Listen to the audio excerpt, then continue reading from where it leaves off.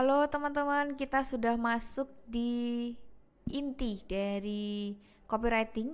Nah, ini adalah judulnya brand voice. Jadi, di pertemuan ini kita akan membahas terkait dengan brand voice. Brand kan merek nih, voice adalah suara. Terus apa hubungannya gitu? Nah, jadi ketika teman-teman menulis content writing atau copywriting, itu kan berupa tulisan ya. Kalau misalkan iklan yang ada di TV, yang ada di YouTube, itu kan kita bisa mendengar sekaligus melihat. Jadi ada visualisasi gambarnya, tapi ada juga dari penggambarannya, terus juga ada suaranya gitu kan. Jadi kita bisa membayangkan, oh ternyata adegannya gini-gini. Tapi kalau misalkan content writing atau copywriting itu kan hanya tulisan. Nah, gimana caranya bikin tulisan tadi atau bikin iklan tadi yang sesuai dan bisa dimengerti? Otomatis ada kayak semacam bahasanya. Misalkan kalau teman-teman ngomong atau kalian kan punya teman nih, setiap teman kita kan pasti punya karakteristiknya masing-masing. Ada yang ketika ngomong itu dia berwibawa, ada yang ngomong itu kayak lembut banget, ada yang kalau ngomong itu kayak kesannya marah. Nah, itu adalah brand voice. Jadi, gaya komunikasi yang digunakan oleh suatu merek untuk berinteraksi dengan calon pembacanya, calon konsumen atau pembaca. Nah, di sini sifatnya itu kayak manusia, teman-teman. Misalkan manusia tadi sifatnya ketika ngomong dengan orang lain itu ada yang berwibawa, ada yang pembawaannya santai, serius, atau ceria. Itu sama.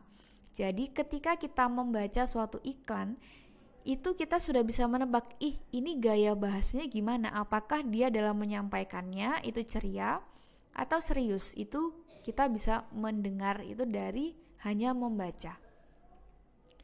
Nah, terus brand voice itu untuk apa sih? Nah, yang pertama adalah karena pengguna media sosial ini kan semakin banyak, semakin meningkat. Akhirnya muncul juga nih banyak kompetitor. Kalau banyak kompetitor, otomatis para konsumen atau target pembaca akan kesulitan untuk membedakan antara merek yang satu dan merek yang lain. Contoh, ketika teman-teman berada di satu ruangan yang sama, semua pakai baju hitam. Nah, gimana cara teman-teman membedakan? Otomatis kan susah ya.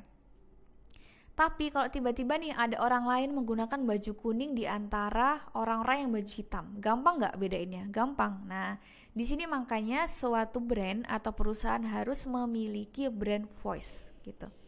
Jadi untuk menjadi identitas juga. Kalau misalkan yang lainnya hitam, terus kita kuning, kan jadi identitas ya. Oh, ini ciri khasnya dia berbaju kuning. Dia orangnya ceria.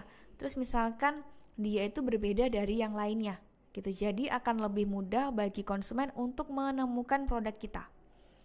Lalu bisa juga untuk membangun kedekatan dengan konsumen. Nah, teman-teman ketika menyukai suatu brand, pasti akan senang ketika bisa berinteraksi dengan brand tersebut. Misalkan kalian senang dengan sepatu yang saat ini misalkan sepatu Vans. Nah, kalian senang nih dengan merek itu. Lalu ketika fans ini bikin konten, kalian selalu berinteraksi terus, misalkan membalas komentar, nge-like, itu termasuk interaksi, atau membagikan kayak channel, membagikan info dan lain, itu juga termasuk dari kalian berinteraksi. Nah, kalau perusahaan fans itu misalkan bikin polling, kalian ngisi, atau menulis, hey guys, kalian lagi apa nih? Nah, kalian ngisi. Kalian akan lebih senang ketika brand tersebut kayak mau mention kalian atau notif kalian kayak, oh ini fans yang biasanya, atau paling enggak nih konten kalian di repost deh oleh si brand fans itu, otomatis kalian akan senang. Nah, makanya di sini bisa membangun kedekatan. Lalu yang terakhir adalah membangun kepercayaan konsumen. Kalau orang sudah percaya dengan brand kita, otomatis kalau udah dekat dulu, otomatis dia akan percaya. Kalau misalkan kita udah dekat nih dengan teman kita, otomatis kita kalau cerita, itu kan cerita apapun ya, bisa yang ibaratnya aib-aib juga diceritakan. Nah, ini juga sama, kalau suatu konsumen sudah merasa dekat, itu pasti dia akan percaya dengan brand tersebut. Dan kalau sudah percaya, biasanya akan loyal. Ibaratnya kalau ada merek yang lain nggak mau beli produk lain karena sudah percaya dan ibaratnya sudah seneng lah dengan brand tersebut. Nah, ini ada contoh konten si Gojek. Makin kenal Gojek, makin sayang sama Gojek. Kira-kira kalau misalkan ada orang yang ngomong kayak gini, itu cocoknya untuk siapa sih? Apakah anak-anak akan ngomong kayak gini dan paham? Apakah orang tua atau lansia akan paham? Nah, kemungkinan besar adalah untuk orang dewasa. Kenapa? Karena pengguna Gojek biasanya adalah orang-orang dewasa. Misalkan mahasiswa nih, mahasiswa dari kos-kosan ke kampus, atau misalkan para pekerja kantor, itu adalah orang-orang yang termasuknya dewasa. Oke, terus gimana cara bikin brand voice? Yang pertama, kita perlu memahami merek dengan baik. Misalkan teman-teman bekerja, pahami dulu produk yang kalian jual itu apa. Terus kalau misalkan brand itu kan pasti punya ciri khas. Ada yang dia ciri khasnya itu kayak misterius atau kayak gotik. Jadi kesan-kesan dalam penulisan desain dan lainnya tuh kayak abu-abu, hitam dan lainnya. Lalu ada brand yang dia tuh kesannya ceria. Jadi dari logonya tuh ceria, terus dari konten-kontennya tuh menampilkan anak-anak dan lainnya. Nah, kita harus paham dulu terkait dengan merek yang akan dijual.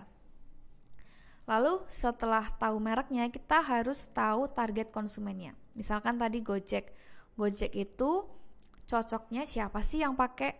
Oh, terus targetnya siapa? Nah, kita harus menentukan. Disebut juga dengan buyer persona. Kemudian yang ketiga yaitu memastikan sudah sesuai antara merek dan kepribadian merek tadi. Lalu yang terakhir adalah konsistensi.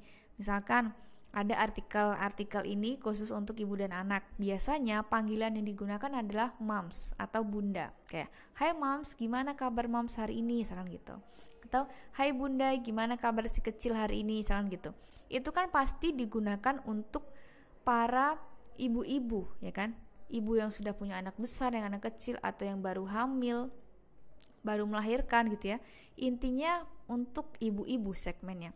Nggak akan mungkin itu disampaikan oleh ke anak-anak, kan nggak mungkin ya. Jadi harus disesuaikan dengan target konsumennya. Nah, dalam membuat brand voice ini ada bagan yang namanya brand archetype. Nih, bagan ini itu isinya ada 12 karakter. Alat ini atau bagan ini digunakan untuk memberikan kayak semacam personality atau kepribadian bagi brand. Brand itu kan bukan manusia ya, dia benda. Ibaratnya dia itu nggak punya karakter. Tapi di sini kita seolah-olah membuat karakter. Kalau misalkan setiap anak itu kan pasti punya karakternya masing-masing. Misalkan ada anak yang ceria. Dia walaupun ceria, dia tetap bisa sedih, tetap bisa marah. Tapi yang paling menonjol apa? Sifat cerianya itu. Jadi intinya kayak di sini ada semacam kita memanusiakan merek. Jadi kayak membuat karakter dalam suatu merek. Di sini ada 12. Nah, teman-teman bisa memilih salah satu. Kalau misalkan bingung gitu ya, ketika suatu merek itu kita mungkin melihatnya ada berbagai macam brand ini, tapi kalian perlu memilih salah satu aja. Kenapa? Karena perlu memilih yang paling dominan. Misalkan contohnya ya, di sini nama-nama karakternya itu ada 12. Jadi kayak outlaw, magician, hero, lover, jester, everyman, sampai explorer itu nama karakternya. Sifatnya gimana? Sifatnya yang di bawahnya. Liberation, power, mastery, intimacy, enjoyment, belonging, sampai freedom. Terus Bu, saya jelasinnya gimana? Saya milihnya gimana? Teman-teman kalau bingung silakan lihat dari gambarnya.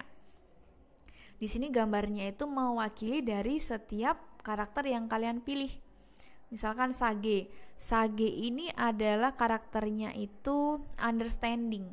Di sini diibaratkan sebagai seorang ilmuwan. Ini kan bapak-bapak udah tua, berkacamata kayak profesor gitu ya. Dia tuh lagi baca buku otomatis, kesan kita adalah bayangan kita ini cocok untuk brand-brand yang dia itu memberikan pembelajaran. Kenapa? Karena dia memahami atau dia itu ya selalu pengen belajar hal baru. Nah, kelihatan dari ibaratnya usia yang udah tua tapi tetap membaca buku gitu. Lalu ada juga nih kreator. Kreator di sini ininya kepribadiannya adalah innovation. Berarti kalau produk kita adalah memiliki inovasi berbeda daripada yang lain, kita bisa menyebutnya sebagai the creator. Nah, di sini kan tulisannya beda, ibaratnya manusia kok ada bercak warna-warna banyak. Nah, ibaratnya berbeda daripada yang lain. Lalu ada service caregiver. Nah, bedakan kalau misalkan teman-teman nih perusahaannya jasa, itu belum tentu menggunakan service atau caregiver. Jadi jangan lihat dari servisnya.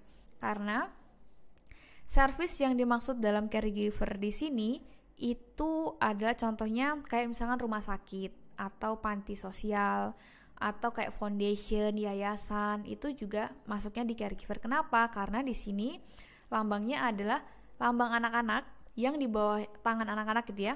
Di bawahnya tuh kayak dilindungi lagi oleh tangan orang dewasa. Jadi kayak seolah-olah ada yang melindungi.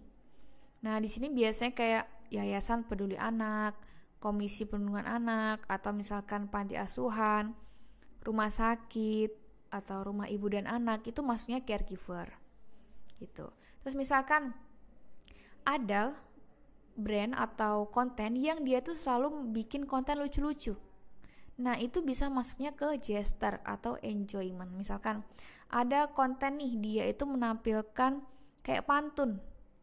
Itu juga bisa masuk nih. Saya ada contoh terkait misalkan kayak gesture. Jadi teman-teman kalau mau milih gesture, itu bisa bikin copy seperti ini.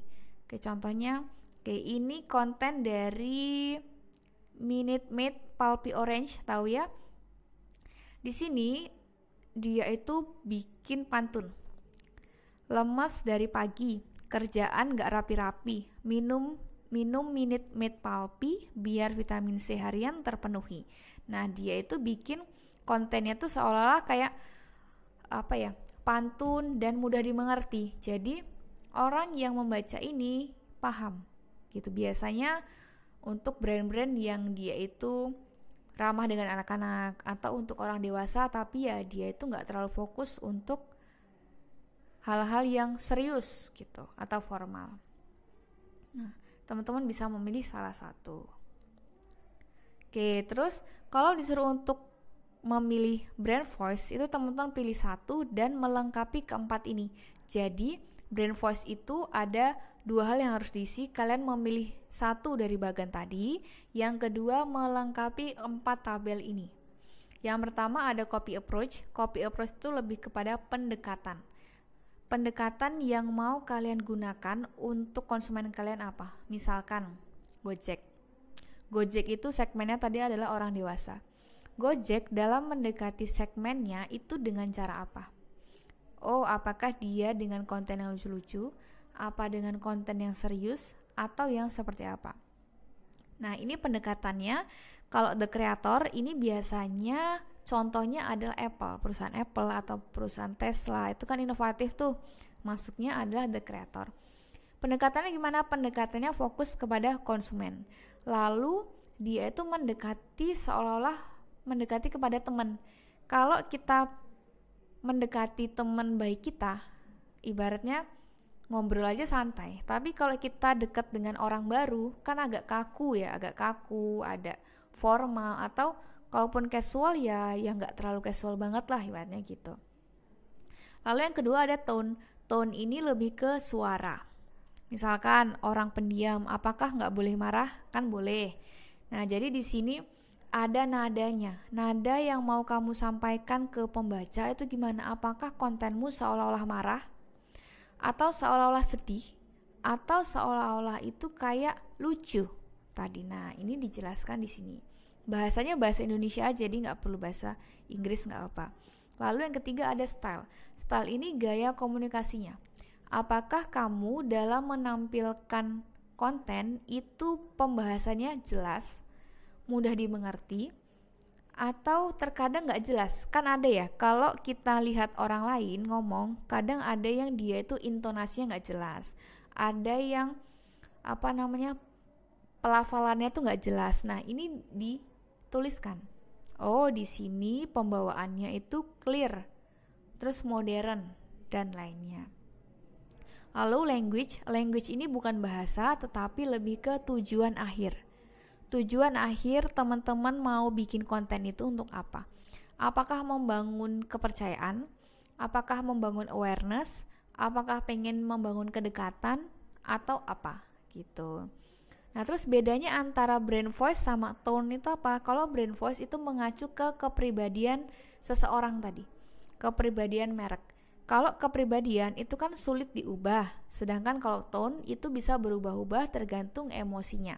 Misalkan kalau kita orang pendiam tapi kita lagi marah, bisa kita menampilkan gaya bahasa atau intonasi yang cenderung kayak seperti marah gitu. Jadi di sini tone itu masih bisa berubah-ubah, sedangkan kalau brand voice hanya satu. Karena kita memilih tadi dari 12 kita milihnya yang mana gitu.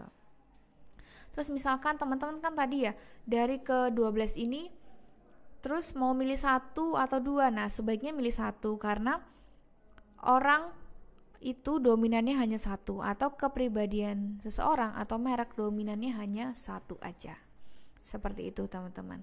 Oke, selengkapnya kita akan bahas di diskusi. Sekian dari saya, terima kasih. Wassalamualaikum warahmatullahi wabarakatuh.